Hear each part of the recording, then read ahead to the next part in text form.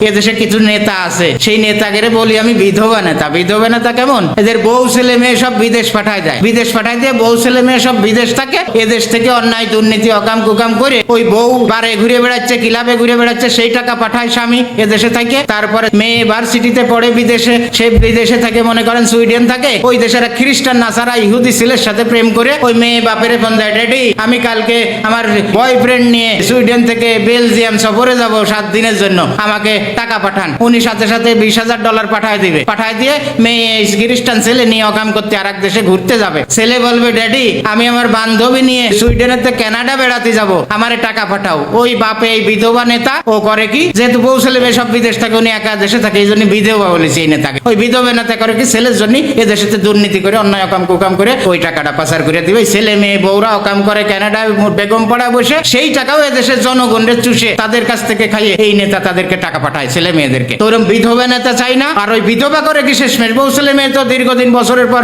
যুগের পর যুগ বিদেশে, ওই বিধবা নেতা পরে করে কি এদেশে ওই অমুক মণি, তমুক বিশ্বাস, ওই অমুক ফারিয়া, ওই 12 ভাতারি শ্রমিক আইসারের মতো যে একাই গত সময়ে 20-50 জন মন্ত্রী